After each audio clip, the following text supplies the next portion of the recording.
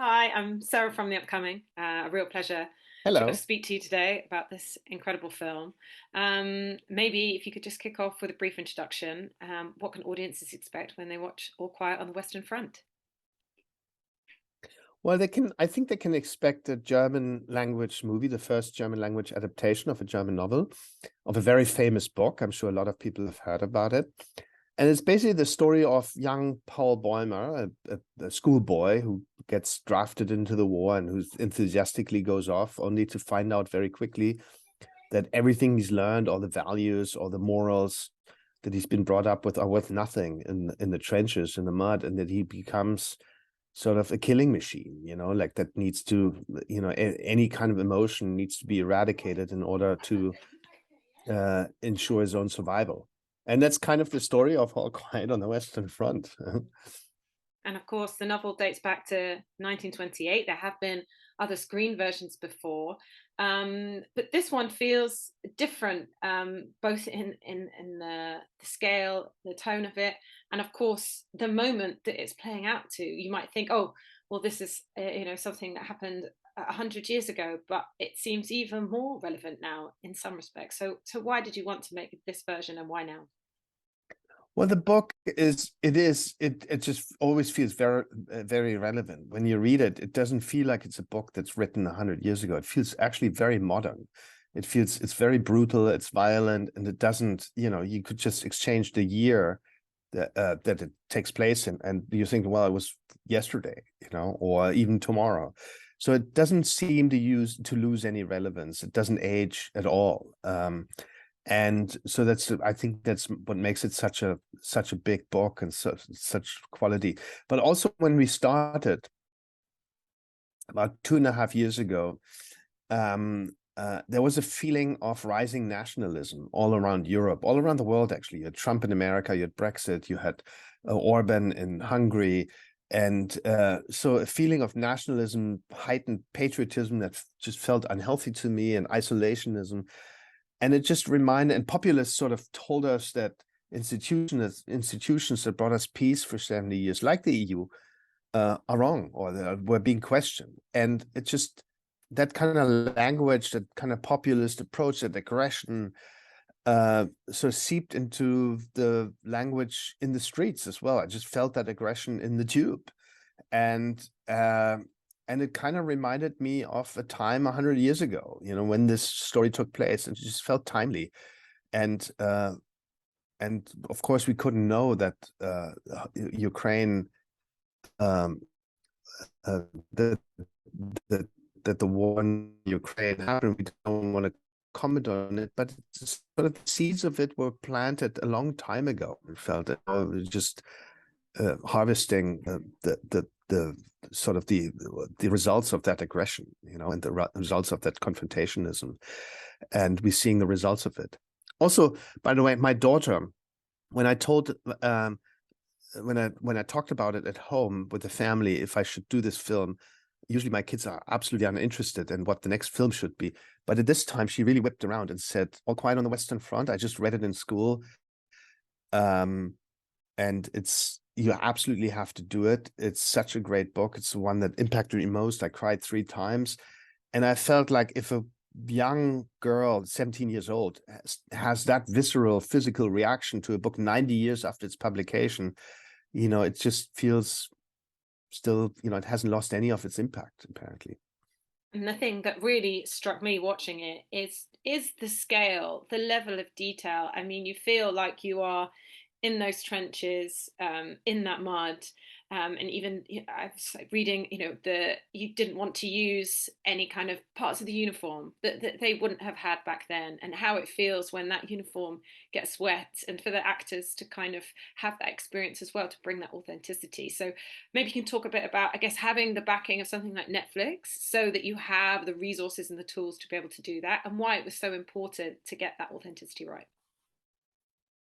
Well, I just had a great crew who brought all these things with them, like the uniforms, for example. That was the research that we came up with, and then actually, it turns out that the uniforms and everything was actually very impractical, back then, because we didn't, you know, the research wasn't, the clothing wasn't designed to be, they didn't know yet, you know, and so actually it seeps full of water when they run, you know, it's sort of felt, and the fabric. And then when they run through the mud and through the rain, it's like very quickly it weighs 40, 50 pounds more than it should, you know, because of the water that gets soaked up in this material. So it's physically very demanding for everyone.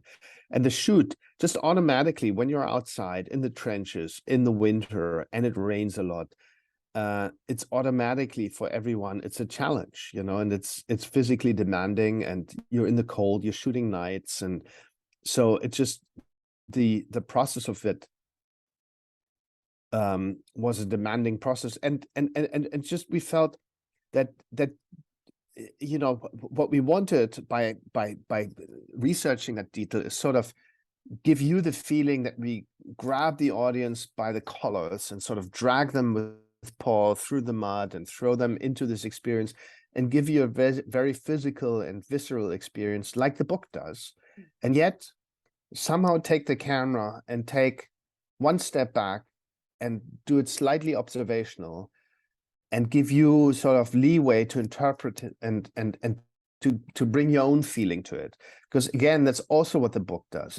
It's written like a reportage a little bit. It's written in a journalistic style without putting to, almost unemotionally, just observing it, so to give you the chance to bring your own emotion to it. Yeah. So, and for me, that makes the book all the more powerful, that it doesn't sentimentalize or tells you what to feel, but it just reports. It's a report, basically.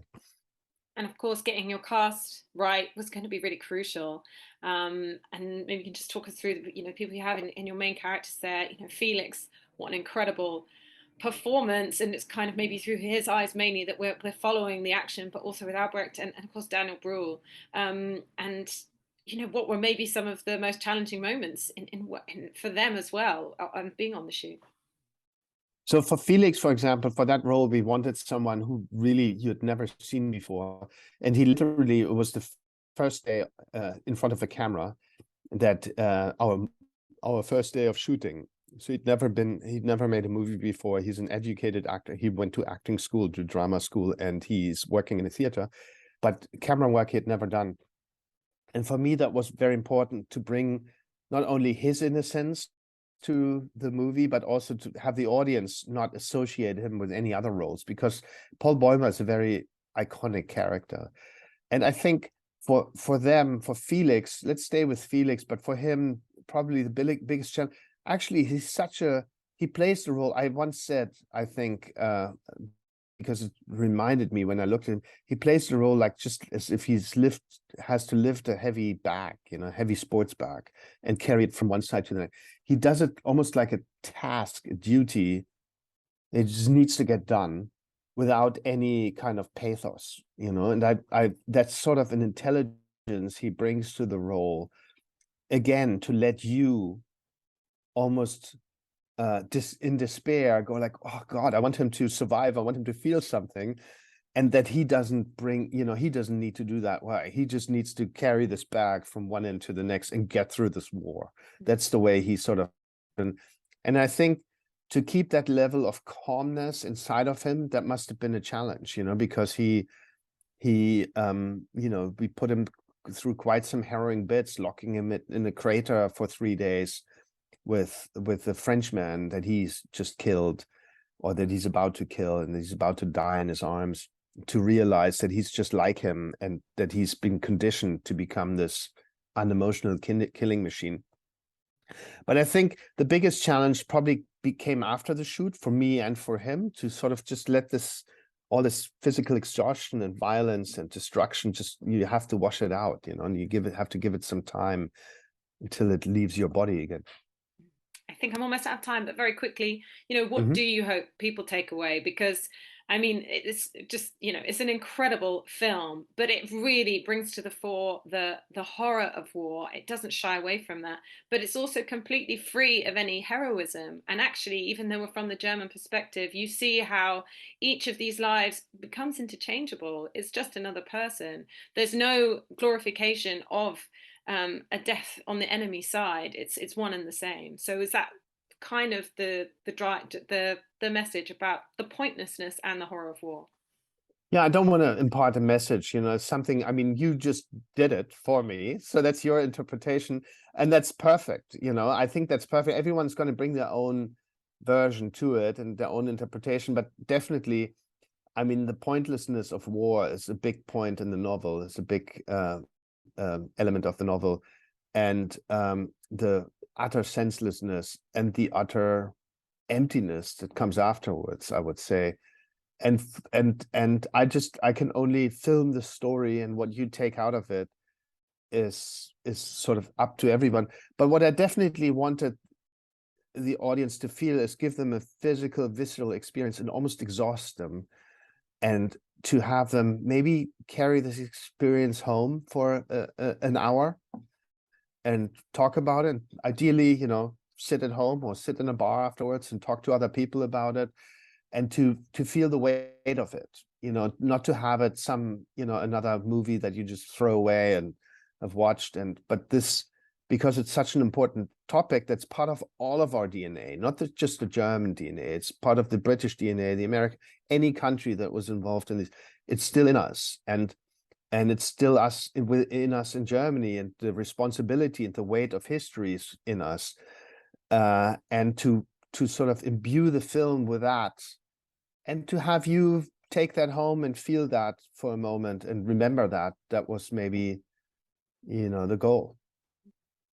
I think I'm out of time, but thank you very much for sharing all of that. And I think you absolutely achieved your goal, because I feel like I'm still recovering from watching it. It's sort of I'm so sorry. Heartbreakingly powerful, but a really crucial film. So Thank you thanks so so much for your much. time. Lovely to chat to you.